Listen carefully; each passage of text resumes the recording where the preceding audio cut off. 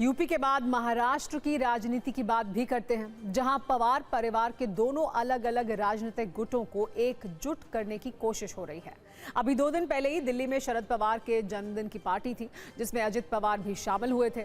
अब अजित पवार की पार्टी के एक नेता पुणे में पोस्टर लगाकर पवार परिवार के एकजुट होने की मांग कर रहे हैं। पोस्टर लगाने वाले नेता का कहना है कि दोनों एकजुट होने से ही महाराष्ट्र का फायदा है, इसलिए दोनों एक साथ आ जाएं। आपको बता दें कि आज ही शरद पवार 85 वर्ष के हुए हैं। इससे पहले ही एक पार्टी थी, लेकिन जिसमें अजित पवार शरद पवार के घर पहुंचे थे, जिसके बाद से ही एनसीपी के दोनों गुटों की एकजुटता की अटकलें तेज हो गई। हालांकि इस विषय पर एनसीपी के विधायक अमोल मिटकरी का कहना है कि कई लोग चाहते हैं कि पवार परिवार एक साथ आ जाए।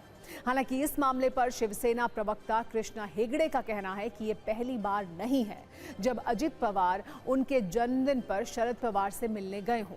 इसे राजनीतिक एंगल से नहीं देखना चाहिए। परिवार के लोग हैं, हमेशा मिलते जुलते रहते हैं।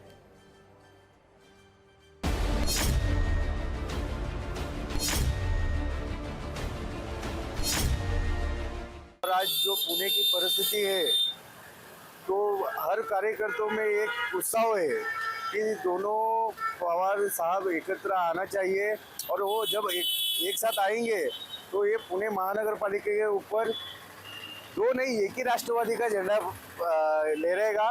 ये हमारी भावना है।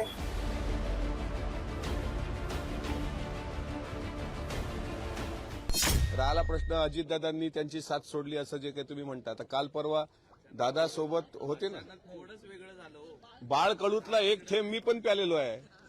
जयंत पाटील साहेबांनी प्रदीर्घ प्रवास केलाय त्यांच्यासोबत। आमच्या श्रद्धास्थान आदरणीय पवार साहेब आहेत, अजितदादांचे श्रद्धास्थान आहे। अजित पवार साहब हमारे साथ है, महायुति के साथ है। गए साल भी अजित पवार साहब शरद पवार साहब के बर्थडे में गए थे। ये साल भी उनके जन्मदिन वो मनाने गए थे। प्रफुल्ल भाई भी गए थे, दूसरे नेता भी गए थे। तो पारिवारिक जो रिश्ते हैं वो हमेशा पारिवारिक और अच्छे रहने चाहिए, किसी के भी हो, और राजनीति अपने जगह पे होनी चाहिए।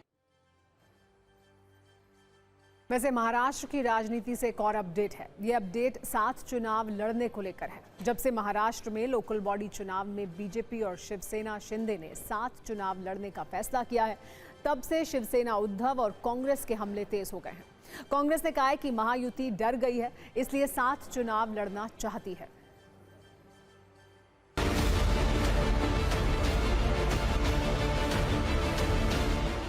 देखिए, महायुति में जो तीनों पार्टियां हैं उनके बीच सब कुछ ठीक है, कोई समस्या नहीं। सरकार में शामिल तीनों पार्टियां जब अलग अलग लड़ेंगी और आमने सामने होंगी तो थोड़ा बहुत छींटाकशी तो होगी। तो प्रचार के दरमियान थोड़ी बहुत बातें हुई, उसकी वजह से बोला गया महायुति खतरे में है, सरकार खतरे में है, ये आपस में लड़ रहे हैं। ऐसा कुछ नहीं था। हालांकि वो तभी तय हो गया था कि जो महानगर पालिका के चुनाव हैं, खासकर मुंबई महानगर पालिका के चुनाव, वो हमको मिलकर लड़ना है, ये पहले से तय था। जिस तरह से एकनाथ शिंदे जी बार बार दिल्ली का दौरा कर रहे हैं, भाग भाग के अमित शाह के पास जा रहे हैं और अपनी बातें रख रहे हैं, तो इससे लग रहा है कि कहीं ना कहीं महायुति में बहुत ज़्यादा खटास है। देवेंद्र फडणवीस और दोनों में देखिएगा कि 2-2 सीट की गैप होती है बैठने के लिए, तो सब कुछ ठीक नहीं है। ठीक है, उनकी पार्टी है, उनको कैसे लड़ना है वो तो वो बता सकते हैं, लेकिन हमारी तरफ से पूरी मजबूती से कांग्रेस पार्टी जो है महानगर पालिका के चुनाव को लड़ रही है।